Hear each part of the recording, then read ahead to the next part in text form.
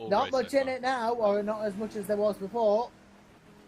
Must be said. Yeah. Also, there is less than 10 seconds between Matej and Fernandez now. Oh, yeah. So your car and my car. Oh, this is going to be interesting. It is. I'm afraid to say that Matej is a bit of a rain master. So I think the smart thing to do would just be to try and follow. We're going to have to see. This is precarious stuff as Nikolai makes his way to the pit lane. He is in the pit lane now, Marius Nikolai. Whether you should have ever exited back on the track or not legally is beyond us. But Per Rosenly has just, obviously having retired, been overtaken by Matej Lakota. But, yep, Nikolai in, and thank God he's back there, because now no more accidents can occur. Yeah, just check up on him in about... Oh god, that was a bit close. Just watching these things about 20 seconds after you see them. Just have a little look in 600 seconds or so, or maybe 300, and see whether the tyre's gone back on. Yeah, the tyre has not come back on yet. Well, I think it would do immediately. No. The last thing that goes back on is the bonnet. Yeah. We're going to have to see. If Yeah, not, well, then... Daniele Pizzo is pitted for GT Italia's Pro Car. I'll just stick on Matej at the moment, because I think our teammate's just about to pass. It's a nice photo. Yeah. Let's say Lakota Oh dear. is about to be passed by his own teammates. I'm going to get a snapshot of that for you, Mr. Trevelyan Johnson. Thank you very much. Oh, there's an RGPL in there as well. But Daniel Almeida. there you go, snapshot recorded. Thank you very much. Not the best snapshot in the world, but I'll send that to you right now. Thanks very much. I wish Danny had his lights on. Yeah. Well, we'll see. We'll see if he did. And now, look at the gap. It's not that much between Matej and the Magenta Viper. So it's Viper half hour again. Oh, lovely. I should add, Cuba Brzezinski, race leader, is in.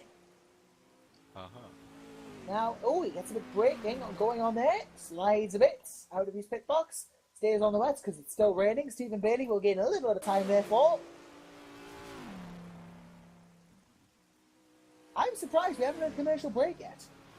Well, again, Jimmy is not here, so... Yeah, well, plenty of time for those. Oh, yeah. Plenty of time. Who needs commercial breaks? Let's get a few more of these passes done. And Johnson's caught up by 5 seconds, but I still want to... I think by the end of this lap, you should see two Vipers together in the Porsche curves. We're going to have to see. Again... Alejandro is definitely still getting warmed up in the car, I'd say. We'll have to see. This is Matej's second stint, and I'll he's tell in you his element. this. Cuba Brzezinski's not exited the pits yet, and, well, Bailey's come in, so he would have led had he kept out. But Stephen Bailey has pitted. This is a longer stop than you'd anticipate for Cuba Brzezinski, and it's because there's going to be a driver change. I see Nikita Wisniewski in there. I see Lars Brugman in there as well for the number 8. Oh, interesting. So double driver change. So do we have any idea of what the rain is like online? On the racing line? I wouldn't know. But what I do know is that Stephen Bailey's in the pits. Nikita Wisniewski changes for Feedersport Poland. Because for those two, obviously they haven't been racing so far in this race, so it's who attunes himself the quickest, I suppose. It will be, yes. Who do you rate out of Brugman and Wisniewski?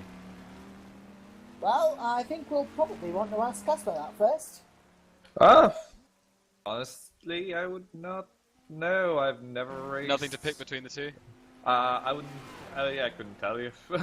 Honest to God. From what I know, they're both great drivers, so... And I think I have never raced them, so... I should add, I don't know how long he's been in that car now, but after what seems like an age of John Nelson being in there, Ben Willis is driving for DR Motorsports. Finally, welcome to the track, Ben. Been waiting to see you on there. He's in P29 overall, so he's quite far back, but Ben Willis on the track. I mean, you just have to keep on trucking. Indeed. The gap is down to... should be below 3 seconds now. Well, this is going to be an interesting one. Matej Lakota. I'm pretty this is sure... Alejandro Fernandez, Viper half hour. I'm pretty sure that the gap from Ben Willis to now DNF per Rosenley is a bit off, considering it says it's 40 minutes. Yeah, And sometimes there's only about a lap has a in little it. think about it. Right, Well, so just- I know the difference between these two cars because I've been racing.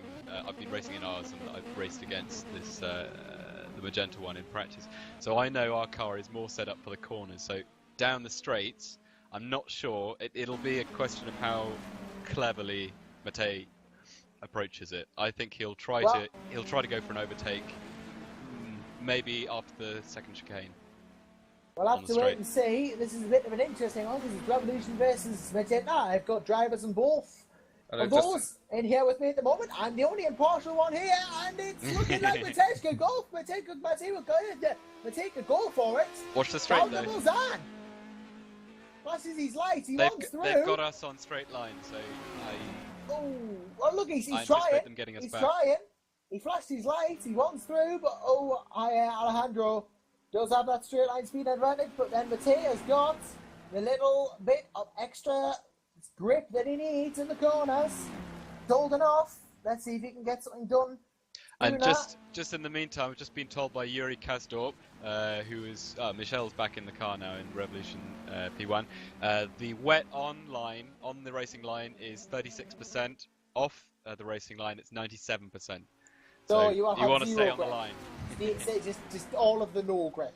So Yeah. it's basically raining cats and dogs. Well, it could be worse. It could be once it starts to get over 50% on the racing line, it gets very, very interesting. Yeah, I've tried it on multiple occasions, and I can positively say that yeah, it gets very interesting. Let's say that we don't need cars by then; we just need boats.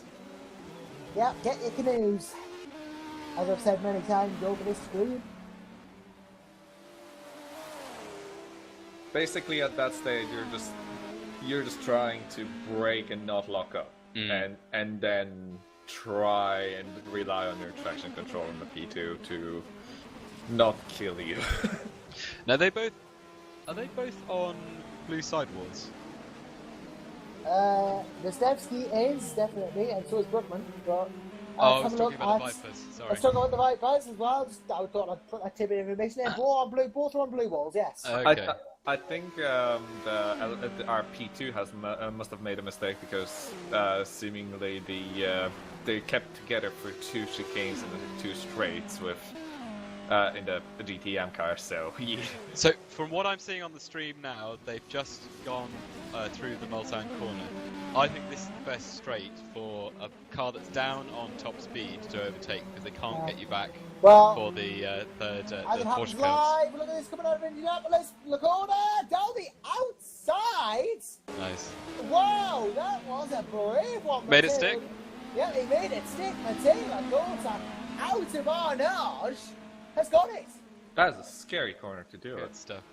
That's where I got, I think, the Revs Viper at one point. Maybe it was someone else.